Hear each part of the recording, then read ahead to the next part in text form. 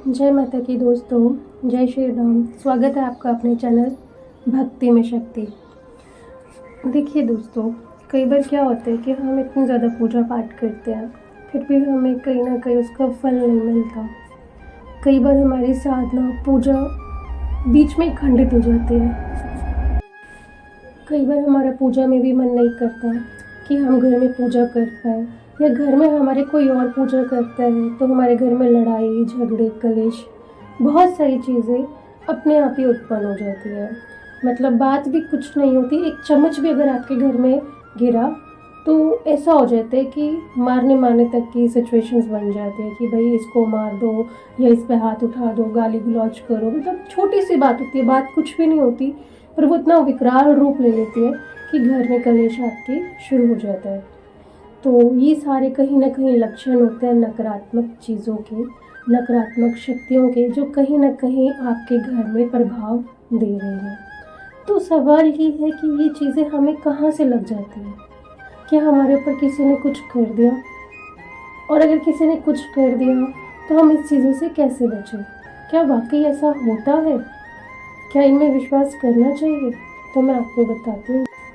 देखिए, होता क्या है, 100 में से 80% लोगों पर नकारात्मक चीज़ें नहीं होती हैं। बचे 20% लोग। 20% लोगों में 5% लोग ऐसे होते हैं, सिर्फ 5% लोग ऐसे होते हैं जिन पर उन पे कुछ चीज़ों का प्रभाव आता है, और वो प्रभाव आता है किसी के करने से। जैसे किसी ने किसी के ऊपर क्रिया कर दी, और वो क्रिया कैसे होती है?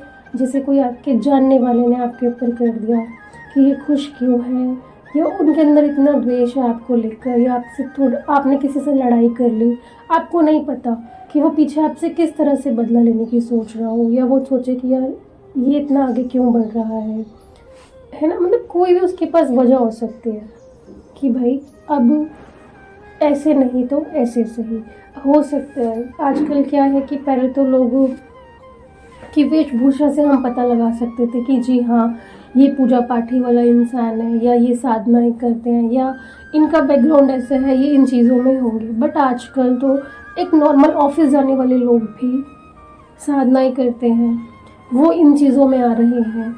इवन हमने तो यहाँ तक भी देखा है कि बड़े बड़े मल्टीनेशनल कंपनीज में काम करने वाले लोग भी एक दूसरे से ग्रजेस रखने के लिए, ये प्रोजेक्ट उसके पास जा रहा है या बॉस उससे ज़्यादा लगाव कर रहा है, आप कुछ ऐसा कर दीजिए कि इसका काम ना बने, वो हमारी तरफ आ जाए, वो प्रोजेक्ट हमारी तरफ आ जाए। मतलब कुछ भी करके वो इन चीज़ों पे, मतलब कहते हैं किसी न किसी के ऊपर क्रियाएं करवा देना। वो किसी भी रूप में हो सकती है, चाहे आपने घर ले लिया, गाड़ी ले ली। एक ये द्वेष भावना, जलन भावना, एक तो ये हो गया।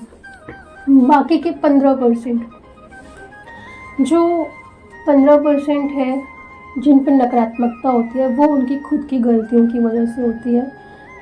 चाहता कोई भी नहीं है कि हमारे साथ नकारात्मक चीज़ें लगे, बट कहीं ना कहीं हमारी अपनी ही बेवकूफ़ियों की वजह से, और कई बार हमारे अनजाने में हुई गलतियों की वजह से भी हमारे ऊपर नकारात्मक चीज़ों का प्रभाव पड़ जाता है। जैसे चौक चौराहे से चीज़ों का लग जाना। कुछ लोग बिल्कुल नहीं मानते कि चौक चौराहे पे ऐसा कुछ नहीं होता। बड़े बुजुर्ग कहा भी करते थे कि कभी भी मीठा खाकर बाहर नहीं निकलना, स्पेशली दिन के 12 बजे, रात के समय आपको मीठा खा के नहीं जाना, चौक चौराहे नहीं पार करना। पर कितने लोग इस चीज़ का पालन करते हैं? शायद ही कोई करता होगा, पर मानने वाले आज भी करते हैं। दोस्तों, ऐसा नहीं होता कि आज आपने कुछ मीठा खा के बाहर निकले और कल चीज़ें निकल लग गई आपके साथ। नहीं, ऐसा बिल्कुल नहीं होता।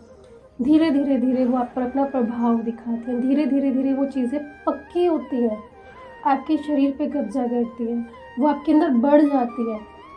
ठीक है, जैसे एक छोटा शिशु होता है, उसको बढ़ने में टाइम लगता है, फिर उसकी डोज, जैसे एक छोटा शिशु होता है, आज वो दूध पी के गुजारा कर लेता है, फिर कल को उसको चीज़ें चाहिए, बड़ा होगा उसे और चीज़ें चाहिए। तो सेम नेगेटिविटी का होता है, जब वो धीरे धीरे बढ़ती है तो वो अपना विकराल रूप लेती जाती है, और वो आपको दिखने में लगता है कि अचानक कैसे हो गया, हमने तो ऐसा कुछ किया ही नहीं। पर कहीं ना कहीं गलती हमारी रहती है। ठीक है, क्योंकि होता क्या है कि चौक चौराहे पे हमेशा से ही नकारात्मक शक्तियों का वास होता है, और बहुत सी अतृप्त आत्माएं ऐसी होती हैं, या बहुत सी शक्तियाँ ऐसी होती हैं जिन्हें अपने जीवित रहते हुए खुशबुओं का शौक़ होता है, कईयों को मीठे का बहुत शौक़ होता है। तो वो क्या करती है, मतलब अगर आपने मीठा खा के निकले तो वो आपकी सुगंध मुँह से इतनी तेज़ होती है, मतलब आप नहीं फ़ील कर पाएँगे उस चीज़ को करिए, पर उन तक वो खुशबू पहुँच जाती है और वो उन्हीं खुशबू का पीछा करते-करते आप तक आ जाती है। देखिए, आप माने ना माने इन चीज़ों को, क्योंकि जब जिस पे बीतती है वो ही समझ सकता है इन चीज़ों को। फिर जब उसको इस चीज़ों का परहेज़ बताया जाता है फिर वो करते हैं। पर अगर पहले ही अगर किसी नॉर्मल व्यक्ति को बताया जाए कि आपको ऐसे-ऐसे नहीं करने कर्म, वो हँसते हैं और वो वही चीज़ें करते हैं, पर उस टाइम तो नहीं, बाद में बहुत बहुत बहुत भयंकर पीड़ा से वो लोग गुज़रते हैं। अब आजकल कुछ मेल हो गए, लड़के हो गए, ये ट्रेंड है गाड़ियों में बैठ के शराब पीना, मांस का सेवन करना, ठीक है। अब अपनी गैदरिंग जो भी उनकी रहती है बाहर आउटसाइड बैठ के चिल, वो कहते हैं चिल करना, ये सब चीज़ें वो करते करते हैं। बट क्या होता है, कुछ टाइम के बाद उनके जीवन में डाउनफॉल आ जाता है, ठीक है। वो कहीं ना कहीं उनके नेचर में परिवर्तन आता है, वो उनके ऊपर कर्जा बढ़ जाता है बिना किसी वजह से, जबकि पहले वो सोचते हैं कि चीज़ें हो जाएंगी सही, पर वो नहीं होता। कहीं ना कहीं उनके जीवन में डाउनफॉल आना स्टार्ट हो जाता है और वो सोचते ही रह जाते हैं, ऐसा क्यों हुआ, ऐसे क्या वजह थी। तो एक पॉइंट ये भी है, नकारात्मक शक्ति का एक लक्षण ये भी है कि आप बहुत ज़्यादा आलसी हो जाएंगे। अब लोग कहेंगे हम तो रहते ही आलसी, अब ये सब मतलब लोग बहुत मजाक उड़ाते हैं, हमें तो हर समय नींद आती है। नहीं, ये मैं उस आलस की बात नहीं कर रही। आप पहले एक्टिव थे बट अचानक से आपका काम में दिल नहीं लगता, आपका बाहर जाने का मन नहीं करता, आप जिस काम को पहले अच्छे से कर पाते थे अब वो काम आप नहीं कर पाते, तो कहीं ना कहीं ये नकारात्मक चीज़ों के लक्षण हैं। आप पूजा करने की सोचते हैं, आपके अंदर से आत्मा आवाज़ करती है कि हम साधना करेंगे, हम पूजा पाठ करेंगे, हम संकल्प लेके पूजा करेंगे, पर वो पूजा पाठ का आपने कुछ सोचा ही होता है कि हम पूजा करेंगे, पर आपके घर में कुछ ऐसा हो जाएगा या आपको कहीं ऐसा जाना पड़ जाएगा कि आपकी वो चीज़ रुक जाएगी। आप सोचेंगे बड़े मन से कि मेरे को ये स्टार्ट करना, किसी तरीके से आपने वो शुरू भी कर दी साधना, आपकी वो खंडित हो जाएगी। और अगर आपने शुरू कर भी ली तो आपको उस साधना में मन ही नहीं लगेगा, बिना मन से आप फिर उस चीज़ को निपटाएंगे, करेंगे नहीं पूजा को, आप निपटाएंगे, ठीक है। ये सब चीज़ें भी नकारात्मक चीज़ों की श्रेणी में आता है। एक वजह ये भी होती है कि अगर चौक चौराहे पे किसी ने नींबू मिर्च का उतारा करके फेंका हो, या किसी का काला धागा पड़ा हो, या किसी की हाथों की मौली पड़ी हो, हम उसको क्रॉस कर जाते हैं, हम साइड से ना चल के हम उसके ऊपर से टाप जाते हैं। ये बहुत बार होता है क्योंकि लोग बिलीव नहीं करते कि धागा ही तो है।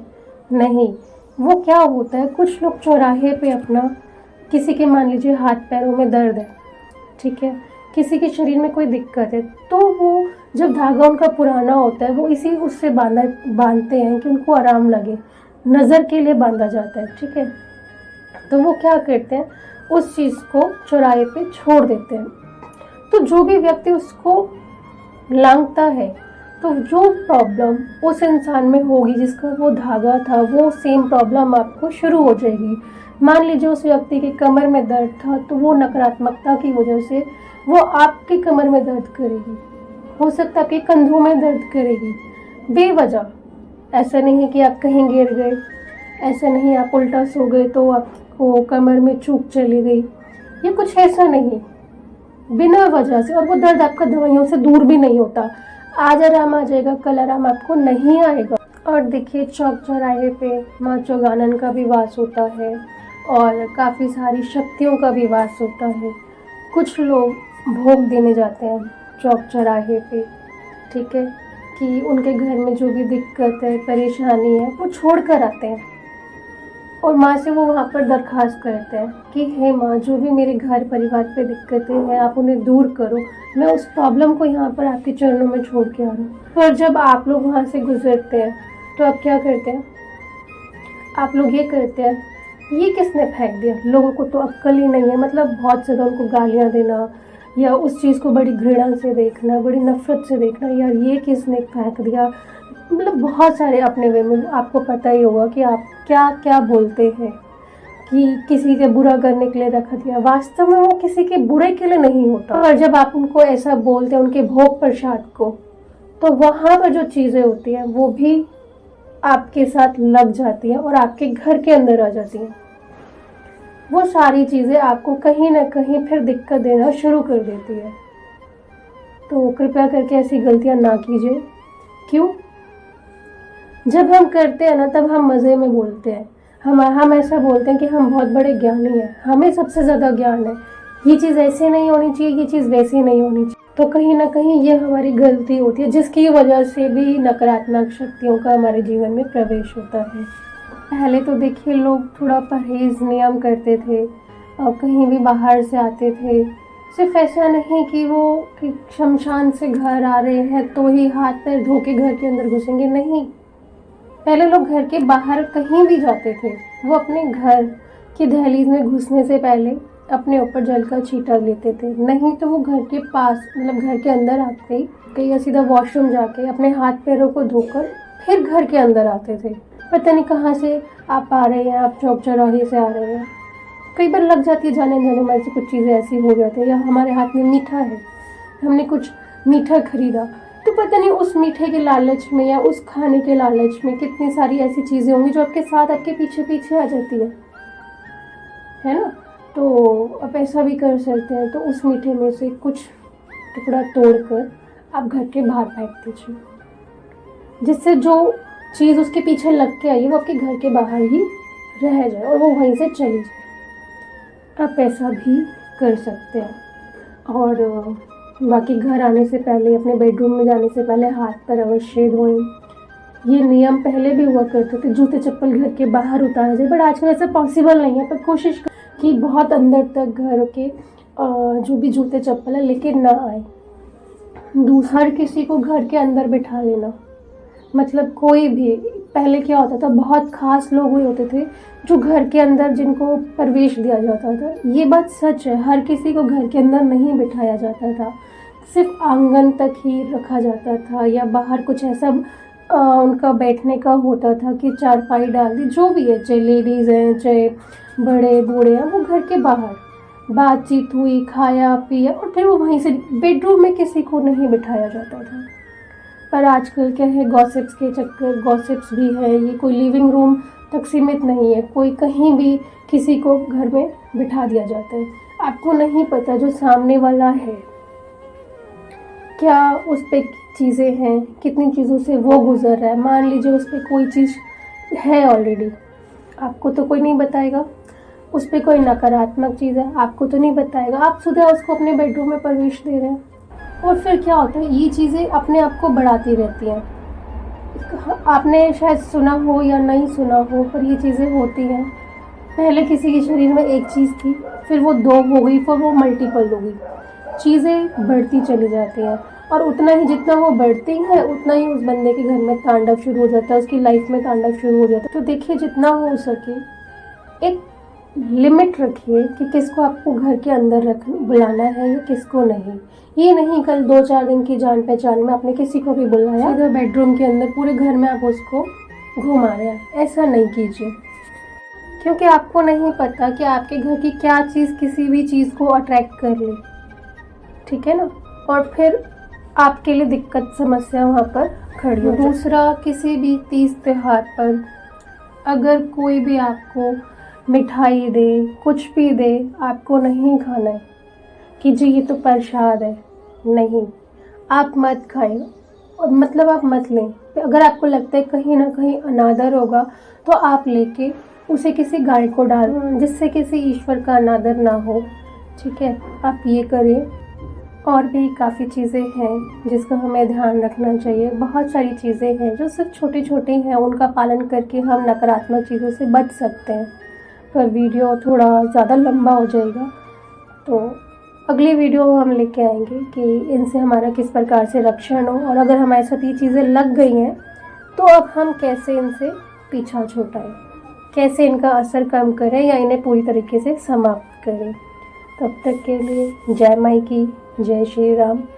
प्रभु आपको सदैव स्वस्थ रखे और आपकी सारी मनोकामनाएं पूरी करे।